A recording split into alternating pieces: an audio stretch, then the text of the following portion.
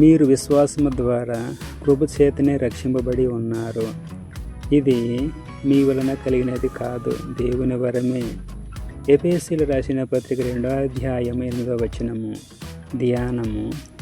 ఈ వాక్యము మానవ ప్రయత్నానికి అతిశయించే చోటు ఇవ్వకుండా దేవుని కృపను, మన విశ్వాసాన్ని కేంద్రంగా ఉంచుతుంది. మన జీవితము దేవుని దయపై ఆధారపడిందనే శాశ్వత సత్యాన్ని ఇది మనకు గుర్తు చేస్తుంది.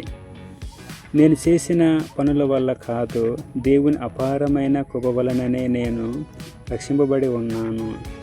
విశ్వాసం కూడా దేవుడిచ్చిన ఒక వరమే. ఈరోజు ఆయన దయను మరువకుండా ఆయననే ఆశ్రయిస్తూ జీవిస్తాను. కృప అంటే అవినాభావమైన ప్రేమ. మనం అర్హత పొందకపోయినా దేవుడు ఇచ్చే వరం. విశ్వాసం అంటే దేవుని మాటల మీద మన సంపూర్ణ నమ్మకం ఉంచటము, సంపూర్ణ ఆత్మసమర్పణ.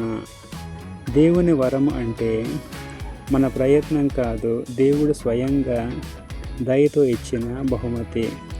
ప్రతి దినము ఆయన కృపను జ్ఞాపకం చేసుకొని దేవుని స్తుతించిన తర్వాతనే ఏ పనికైనా పూనుకుంటాను. ప్రార్థన. ప్రభువా, నీ దయ వల్ల నేను ఈరోజు బ్రతుకుతున్నాను. విశ్వాసం ద్వారా మాత్రమే నిన్ను ఆశ్రయిస్తున్నాను. నా జీవితం అంతా నీకు మహిమ తేవాలని ఆకాంక్షిస్తున్నాను.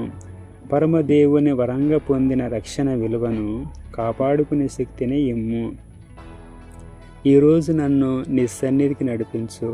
నిన్ను ఆరాధించి ఘనపరిచి పరిశుద్ధుల సహవాసములో, పరిశుద్ధాత్మలో ఆనందించుటకు ఏ ఆటంకం లేకుండా చేయము. నజరేయుడైన యేసు నామములో ప్రార్థిస్తున్నాను. ఆమేన్.